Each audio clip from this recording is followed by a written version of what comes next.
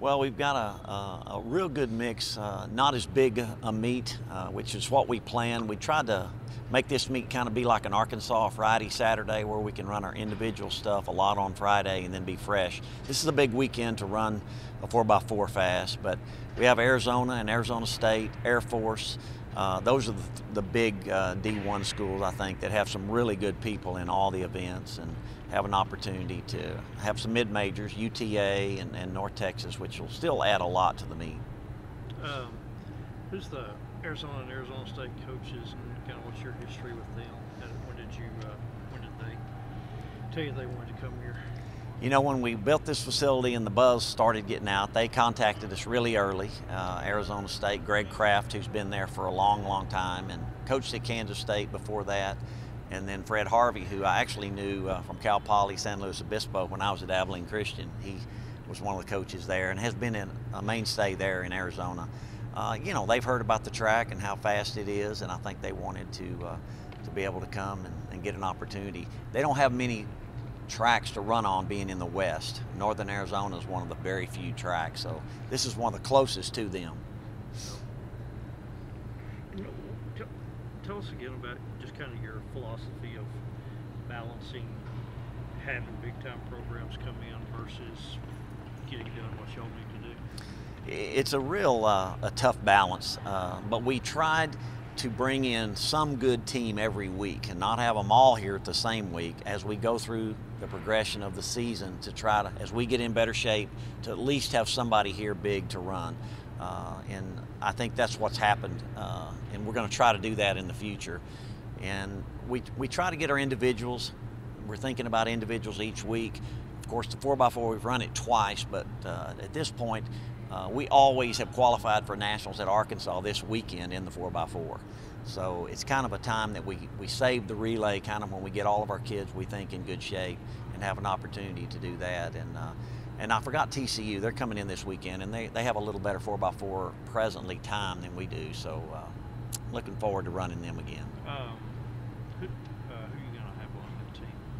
Well, my kids are asking me the same thing. I've got 5 or 6. I'm running C.J. Jones in the 600 meters, which he's had a stress reaction in the fall, really doing well now, and I'm going to turn him loose in the 600 meters. And if he does well on Friday night, he may be on it, along with a possibility. It'll be Hudson, it'll be Champlin. Oduduru might run on it. I'm not sure yet. And then probably Tyreek Mathis for sure. That's going to be the 5 that we consider. Divine wants to run on it, but I'm not sure I'm going to do that yet. With this success, you'd probably want to point him towards the 100 and 200. No doubt. The 60 and the 2. And we don't want to do much this week, and we're really going to rest all those top kids up next week before we go to Big 12s at Iowa State. But we're trying to really get done this weekend. Charles is going to triple jump a little bit more, maybe get a little bit better mark. We're going to run events in the 800 again. There's a 146 kid from Arizona coming that had run that in the past. You know, you don't know what's secure and what's not secure. This is a big weekend around the nation. Clemson's having A&M, Florida, all of them there, Alabama there this weekend. And then you've got Arkansas, and you've got Iowa State is the big middle distance, and Washington's the big distance. So there's going to be a lot of great performances this weekend. So we're trying to hold serve, hold our people in the positions, and then also gain some. Haven't really looked at the list. Who are some people who are kind of sitting on the cut line right now, who are maybe just inside that probably need to do better? You know, I'm always concerned about everybody, but you know, our vaulters I think are 11th and 12th or something like that, and they're probably going to have to jump higher. They've gone 17-8 and 17-11, made the last cut last year. It's so tough. 25-3 or 4 was the cutoff in the long jump. We have 3 right now that are a little above that, and of course Charles is 26-4. The triple jumps 52-7. 52-4 or 5 was 16th last year. Those are all real close. 3:08 in the 4x4. That won't get in. We've got to run faster. And we do have next week if we have to have it before Big 12, but we'd like to get it done this weekend. Whole serve and, like I say, in everything. I feel good about Divine in the 60 and the 2, and I feel good about AJ in the 2. But we just need to get a few more people in the meet. We'd like to get 14 or 15 people in the national meet to be safe. We've talked a lot about Divine, and then you obviously have him go first, and then Vincent second, and Steven seventh. But how have you seen Divine sort of influence those other guys, and just sort of having that competition consistently here? And how has that sort of made those guys better? Yeah, what happens, it's even with our long jump group, we have 3 of them right now in the national meet. Well, that's going to be big when you get there, but I think what's happened each week is every time Divine's run, he's set a record, and the whole team's fed off of that. And when you run number 1 in the world, or 3rd all-time, 2nd all-time NCAA mark, it gets a lot of our kids excited. And we knew he was good last year, and everyone loves him so much, and when he was with his injury last year, we didn't get to see it. So this year we're getting to really see the true Divine. I kind of asked you this earlier, but you might have a better answer, or a better idea of an answer now. How much of these performances is the track, and how much of it is the talent of these athletes right now? This has been a team in the making for many years. As much as I love the facility, I think the facility is the fastest facility in the country, but this is the best team I've ever had, and I think I can't give the facility that much credit when it comes to this group of kids. And they've really, we've been planning for this year and next. We think we can have the best 2 teams in the men's side that we've ever had this year and next. And so it's been a process of putting this team together. We're healthy right now, which has been the greatest thing. If we can stay that way, we've got a chance to do something special. Is there does that bring an extra buzz around the program whenever there's Clemson hosting, Arkansas hosting you, knowing that even though they're not directly here competing, everyone is on that same page? Does that bring an extra competition, extra buzz? No doubt. In the country, it's always been known that Arkansas is the place. And February 9th and 10th, everyone goes to Arkansas. Well, that's changing now. Clemson's biting into that a little bit. Now we are. And even Texas and Baylor said they're not going there next year. They had motels this year and couldn't get out of them. So, yeah, it's just unbelievably exciting to think that our facility is becoming that facility almost with this time of year. Because everyone is in better shape this weekend. They've been running for 4 or 5 weeks, and this is a real important weekend. Has there been any internal conversations that you can discuss with us that you might try to do something to really compete with Arkansas, or even Texas relays type for this type of weekend? Word of mouth has been the greatest thing, and we've not even had to try that. I mean, we're getting bombarded with people already calling, wanting to come this weekend next year, and we're not going to be able to take them all. So I think it's just really the process. By hearing the buzz and having these great performances each week, people are now saying, why are we going to go to Arkansas as much? It'll still be a good meet for Arkansas, but K-State and those people that are way closer, they're already begging me to come here next year. And you said Texas and Baylor also? Texas and Baylor. So you kind of have a mini Big 12 we could. championship. And K-State is coming this weekend. I left them out. So that's a real big Big 12 school. They're really good on the women's side. And we're doing a multi also Friday starting at noonish, 12:30, and Kaylee Hinton, and along with the K-State girl that was an All-American.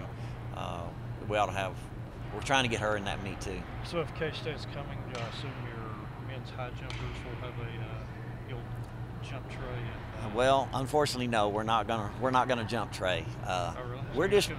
We're just gonna try to train him. Jumpers have it? They can wait on him for conference. But Trey's doing really well, but we're being real careful with him and not trying to jump him too much.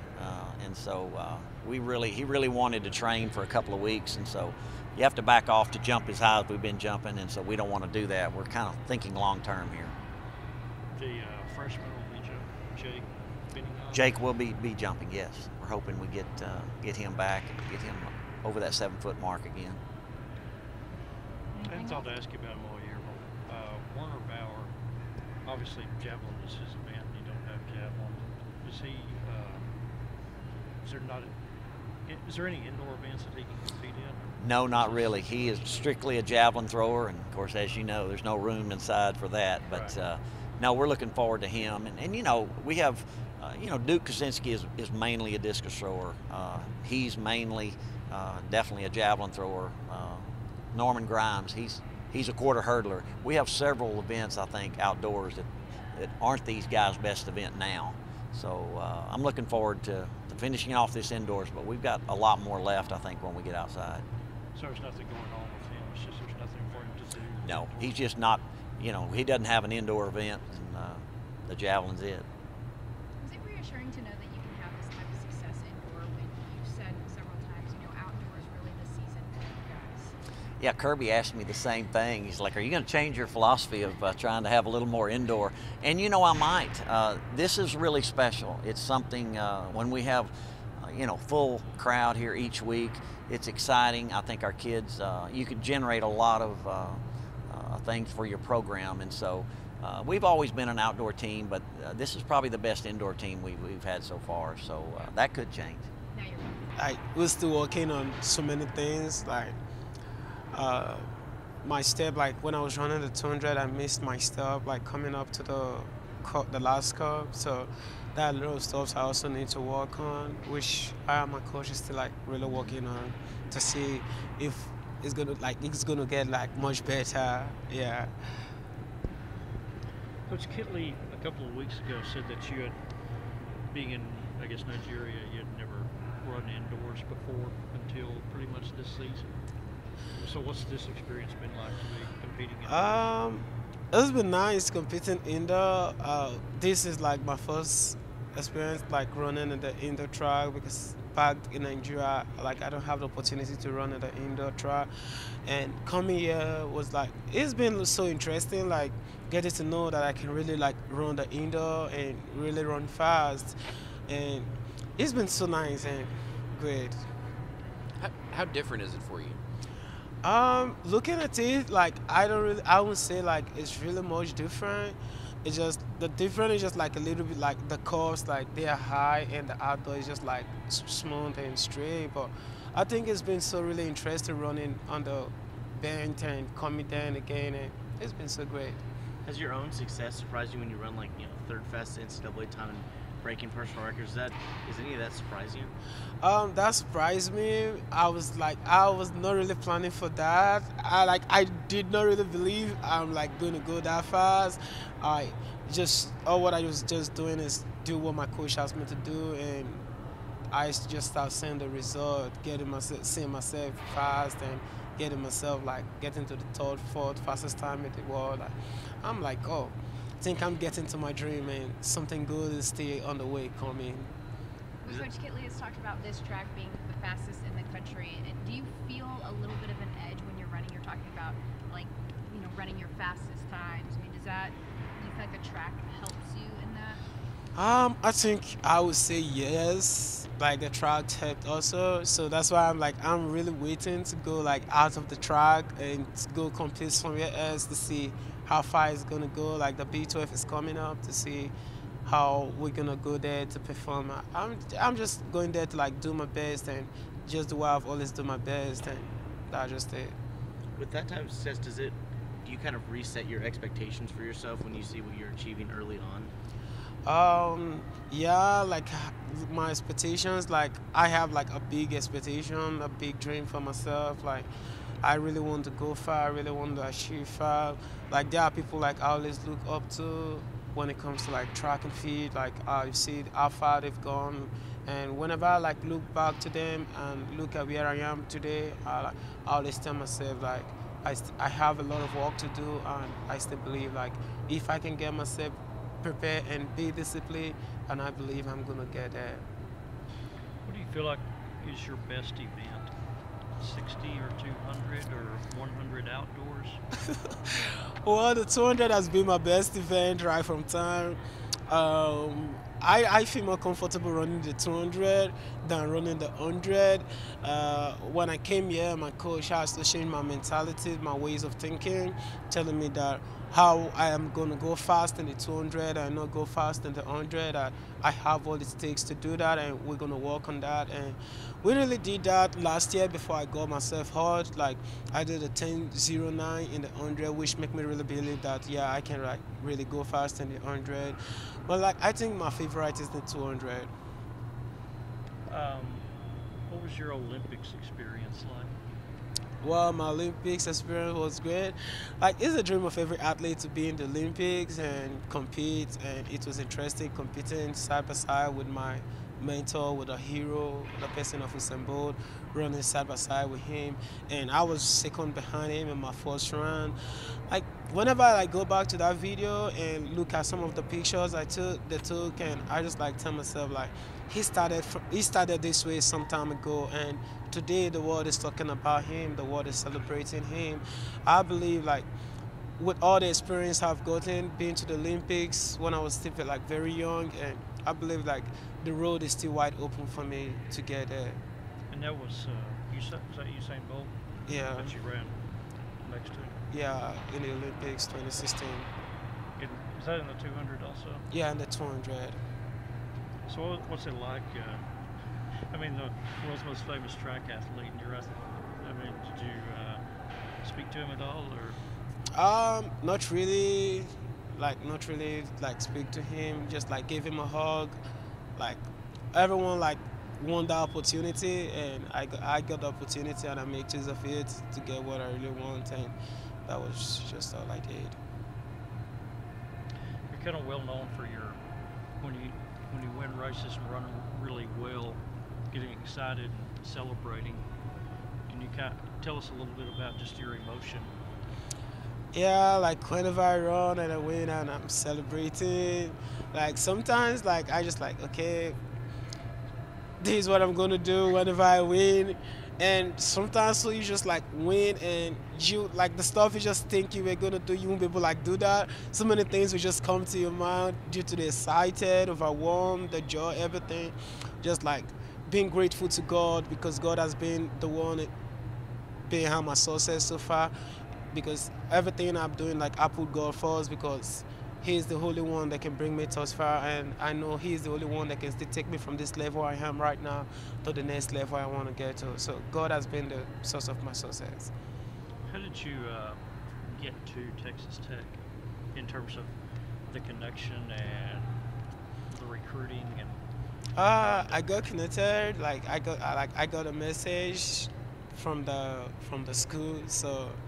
Because like I've always like been coming to the US for my training, so like when I go and my sister is like so like when I got the email for them, okay, I responded back to them, and that was how I started the processing of coming down here for my study. And I believe like coming here for my study is gonna like be a big opportunity for me because it has been my dream to come to the States to study, and because I know I'm gonna get a lot of opportunity to be able to achieve my dream, and I believe this is just like the beginning of like telling me that I never made a mistake coming over to the States for my study. You said you had come to the States though when you were. When did you first come to the States? When you were how old? The first time I came to the state was 2014 when I came for the World Junior at Oregon, where I was second. I won silver at the World Junior at Oregon. That was the first time I came to the state. Did you say your sister was also in the States somewhere? Yeah, my sister is here. Yeah, she runs track also. She's She's fast as you. Yeah, she is. She is. Where does she run? She runs the sprints. Yeah, she's my sport mother. She has been a great woman around me, the person of Blessing Okagbari. But she runs for what school or what team? No, she's a Nike athlete.